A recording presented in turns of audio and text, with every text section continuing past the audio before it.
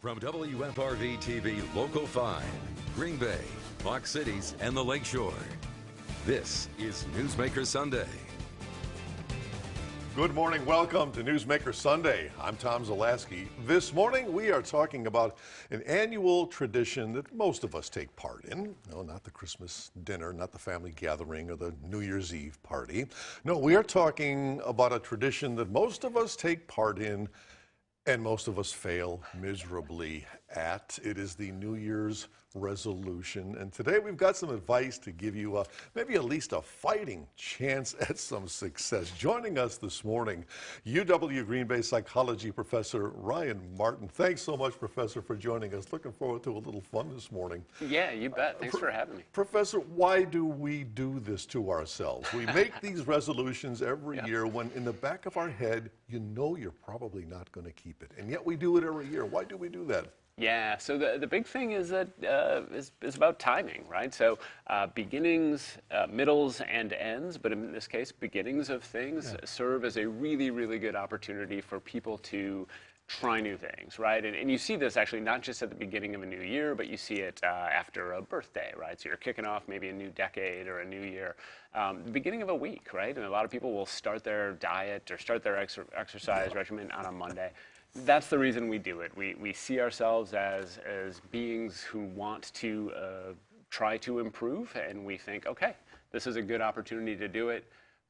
Add to that, we got the holidays there where we may be engaged in some less than healthy behaviors over that time, and so it seems like a perfect opportunity to try and make a change. Some of us may see it as drudgery, what we're about to attempt, but you have used the word 2 or 3 times now, opportunity. Mm-hmm.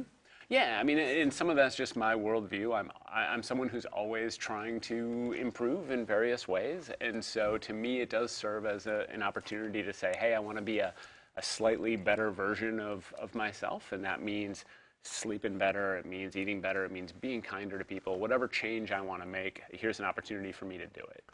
And am I the only one, or are there people out there who make that same resolution year after year after year, and you never do it? Yeah, absolutely. And so, in fact, you know, at this point in the month, right, we're near the end of January here. Right. My hunch is there's a handful of people who have tried. They kicked things off, and then at this point, maybe they're starting to slip, right? They're having a hard time keeping those resolutions going. And so, yeah, absolutely. I think there are people who try really hard and aren't successful. I think we've got some strategies that can help people be more successful. You touched on it earlier, new day, new week, new month. What is it about that New Year's Day that we think we're going to start something brand new? Yeah, you're absolutely right. And I think there's probably 2 things, or 3 things actually, that factor into it. One is what many of us have been doing in the month leading up to that, right? So we got Thanksgiving, we've got Christmas for many people, and we've got all of these, and New Year's, frankly, New Year's Eve, excuse me, which oftentimes for many people end up being about gluttony, right? Cut loose. Yep, maybe eating more than they normally would, having more sweets. It's a stressful time for a lot of people, not necessarily exercising as much as they should, drinking too much, whatever it is that people are doing. And then, so that's a big piece of it, right? New Year's kicks in and it's like, hey, here's an opportunity for me to do things differently.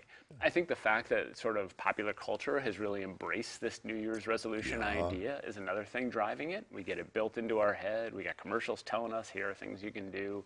We got all these discounts for gym memberships and things like that, kicking things off. And then the third thing is just the inherent nature of time and how beginnings serve as an opportunity for people to try and do something new. And we see that time and time again. The same way we see, actually the middle can also be a time where people will make some change. Midlife being a time where people take restock and think about what they've been doing and whether or not they want to keep doing the same thing. What are the popular ones? Mm-hmm. Yeah, I mean, I think probably the ones that really jump out are eating healthier, exercising more, maybe drinking less. We hear dry January being a pretty popular thing. Those are the things that really jump out to me as popular. I also hear some things about maybe reading a little bit more, sometimes I will hear, for me, actually my resolution this year is to sleep a little bit better. I'm not always a great Really? sleeper. Yeah. So things like that are the things that really jump out. And I assume there are some people who do some really offbeat ones too. You know, not necessarily the financial or the weight or the food. Yeah, nothing jumps to mind. Are there some that you're thinking of that you've heard of? I would imagine that, well, I know in my case, and I'm guilty of this, this is going to be my 5th year in a row that I have resolved I'm going to learn sign language. Oh, wow. Yeah. Outstanding. Yeah. Outstanding until the end of the month, and then I'm finished. So maybe after this conversation, I'm finally going to do it this year. Yeah. So, no, I think you're right. There are things like that where people decide, hey, I want to pick up a new skill. I want to try a new thing. You know, I want to, maybe it's not so much, hey, I want to exercise more. It's, I want to learn to rock climb, or I want to learn a particular skill. Yeah. All right, we are with UWGB Professor Ryan Martin this morning. Much more to come on helping you to keep your New Year's resolutions, so stay with us.